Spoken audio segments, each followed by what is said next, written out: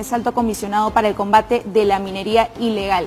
¿Cómo está? Buen día. Buenos días, María Fernanda. Romy, buenos días. Muchas gracias por la invitación. A usted, en los últimos días aquí mismo compartimos de la liberación de trabajadores mineros en la zona de Patás que habían sido recluidos por una organización criminal, pero por esta coordinación con las rondas campesinas, el Comando Conjunto, el Comando Unificado pudo recuperarlos. ¿Qué evidencia esto, señor García, y cuáles son esas estrategias que se están ejecutando en el lugar para evitar este tipo de situaciones? Sí, muchísimas gracias por la pregunta. Me parece que lo primero que hay que aclarar es que se trata de un problema muy serio, un problema muy grande, un problema de Estado, que compromete no solo al Ejecutivo, sino también al Poder Judicial, al Poder Legislativo, a la sociedad en general, la sociedad civil, la población.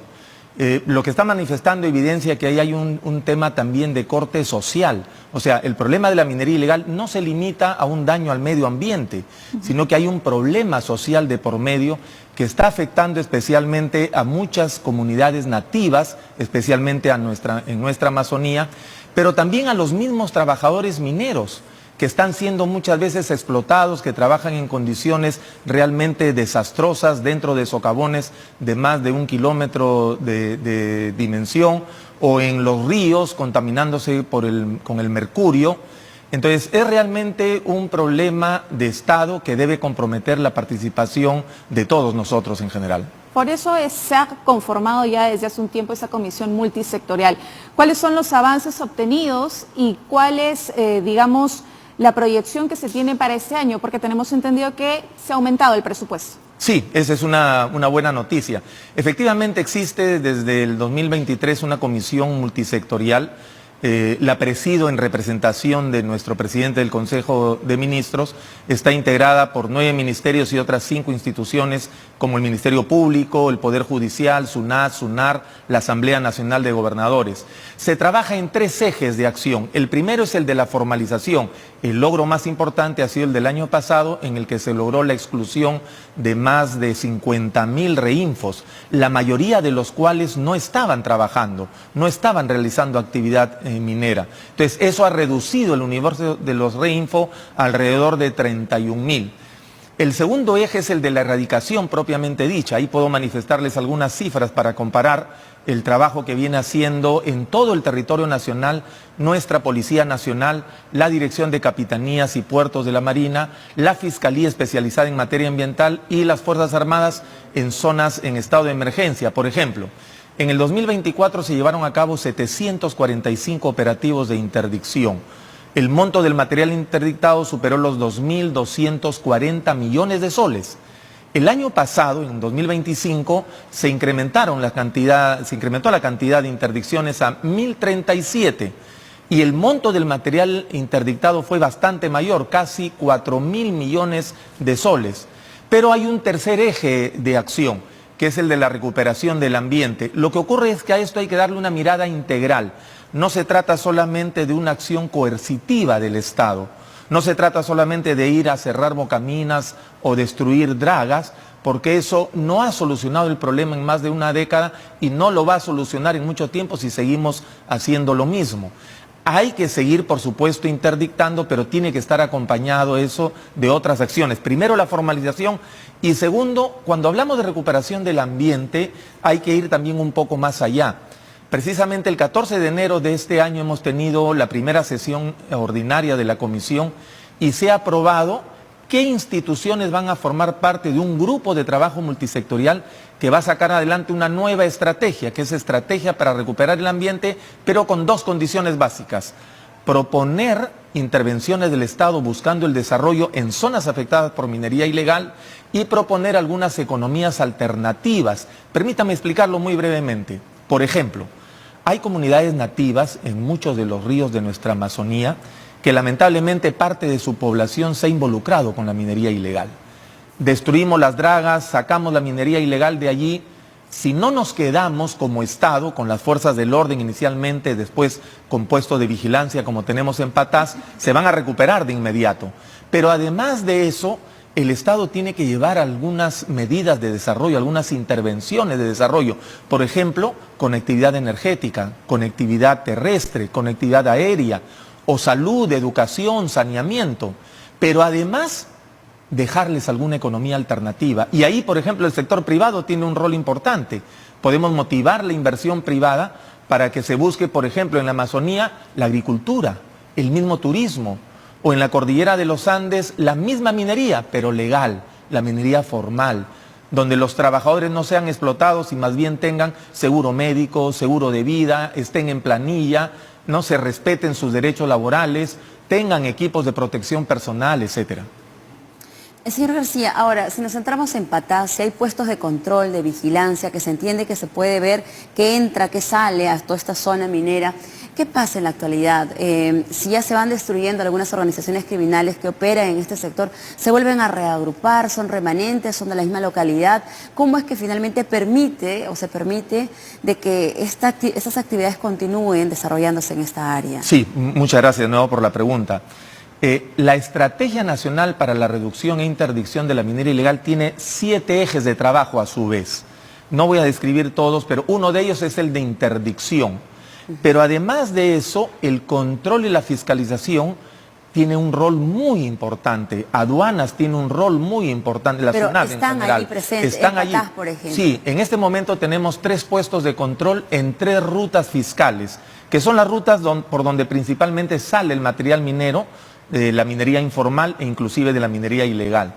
En este momento tenemos una cantidad todavía reducida de personal, pero hay efectivos o funcionarios de SUNAT, de SUCAMET, de migraciones, además de las fuerzas del orden, Policía Nacional y Fuerzas Armadas. Entonces, el rol que cumplen ellos es muy importante, pero es progresivo. ¿Por qué? Porque el Ministerio de Energía y Minas está desarrollando un sistema informático, le llaman el Sistema Interoperable de la Pequeña Minería y Minería Ilegal, que está además dispuesto en la ley que se publicó en diciembre del 2024. Entonces, ese sistema va a permitir que a través de él corra toda la información necesaria para poder hacer, por ejemplo, la trazabilidad del material minero, poder detectar de dónde viene, con imágenes georreferenciadas, con ruta GPS de los camiones que transportan el material. Estamos trabajando con ayuda internacional lo que es la trazabilidad geológica.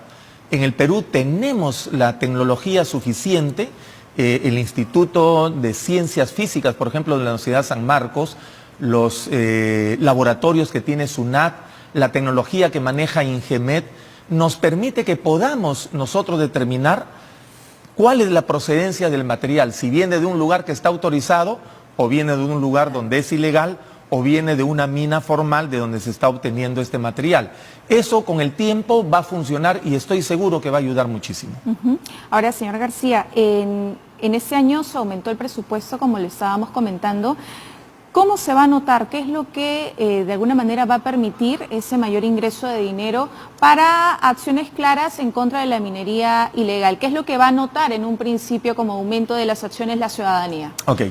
Hasta el año pasado, por ejemplo, teníamos muy poco presupuesto en la Policía Nacional para hacer operaciones aéreas. Hay lugares en donde no se puede llegar si no es a través de un medio aéreo, un helicóptero, por ejemplo. Y hasta el año pasado no teníamos presupuesto para operaciones de reconocimiento aéreo, como son muy importantes, por ejemplo, en la Amazonía. Entonces, este año ya tenemos presupuesto para las Fuerzas Armadas, para la Policía Nacional, para realizar operaciones de reconocimiento aéreo, operaciones de transporte, llevando personal a las regiones donde hay que hacer operativos muy importantes. Tenemos dinero para operaciones helitransportadas. Entonces, debe notarse una diferencia significativa en la intervención del Estado, pero ahí hay un tema que yo estoy tratando de resaltar porque considero que es sumamente importante. Como les digo, hay que tener una mirada integral del problema, pero también de la solución. Si nos quedamos solamente en la parte coercitiva, repito, no vamos a solucionar el problema. Entonces, nosotros tenemos que poco a poco ir incrementando el gasto de ese dinero en control, fiscalización, investigación criminal, en otras cosas, e ir reduciendo el gasto en las interdicciones. A manera de analogía, yo explico siempre esto, las interdicciones propiamente dichas son necesarias porque son como el jarabe para controlar la fiebre. pero el control, la fiscalización, la investigación criminal, etcétera, son el antibiótico para curar la enfermedad. No vamos a solucionar esto de la noche a la mañana, porque lamentablemente tenemos minería ilegal en todas las regiones del Perú. Hay regiones donde es bastante más grave, ¿no? Por ejemplo, en Madre de Dios, en Loreto, en Amazonas, en Ucayali, en Huánuco, por supuesto en La Libertad, Patás, en Arequipa, en Puno, la situación es terrible. Entonces, poco a poco, las intervenciones del Estado, que hoy son básicamente coercitivas, deben ir cambiando a ser un poco más propositivas, ¿no? En el control, la fiscalización, la investigación, pero también en el desarrollo y también en economías alternativas. Perdón, en esas regiones que acaba de mencionar, ¿cómo va esa coordinación también con cada una de las comunidades que finalmente son las más afectadas? Sí, miren, yo tengo frecuente comunicación, por ejemplo, en particular, con las comunidades Aguajún y Huampís, de la zona del Cenepa y del río Santiago. Hay ahí autoridades, ¿no? Los dirigentes comunales, que son de verdad estupendas personas, muy interesados en solucionar el problema, pero también es verdad que lamentablemente parte de la comunidad se ha comprometido en el tema de la minería ilegal. Entonces, por eso les digo, acá hay un tema social que debe ser tratado también desde el punto de vista social, no solo con aplicación de la fuerza. Entonces, como ocurre en Amazonas, hay comunidades y organizaciones civiles en Loreto, en Madre de Dios, que son sumamente activas. Hay inclusive algunos gobiernos regionales, como el de Huánuco, que es muy activo, que está ayudando muchísimo en organizar, en coordinar con las demás instituciones para las operaciones de interdicción, por ejemplo. Señor García, ya para ir cerrando ese tema, usted señala este avance que hay de la minería. En datos concretos, al 2025, ¿hay un incremento? ¿Se mantiene o esto se va disminuyendo? Y que de repente, ¿cuál es el papel que juega el Poder Judicial, ¿no? ¿Qué hay que mejorar para que estas organizaciones o miembros de ellas no queden libres nuevamente y puedan reagruparse? De acuerdo. En la base del problema tenemos varias cosas. Una de ellas es el precio del oro. Ustedes saben, hace poco ha pasado la barrera de los $5.000 la onza. Entonces eso es una fuente de motivación para actividades ilícitas, para economías ilícitas como esa. Otra cosa que está en la raíz del problema es el marco legal. Y felizmente estamos consiguiendo algunos cambios. Hace poco se ha publicado un decreto legislativo, el 1695, donde ya se mencionan otros eslabones de la cadena de valor de la minería ilegal, ¿no? Que ya pueden ser intervenidos. Eso hasta hace poco no se podía. Entonces se está trabajando en cambiar otras cosas en el marco legal que le permita a las fuerzas del orden actuar, pero que le permita también al Poder Judicial lograr sentencias firmes, ¿no? El rol del Ministerio Público y del Poder Judicial en la solución de un problema de esta naturaleza es simplemente fundamental, ¿no? Además de lo que ya he mencionado de los que participan en las interdicciones. Ha sido muy amable y ha sido un gusto tenerlo aquí en Noticias Matinal, una...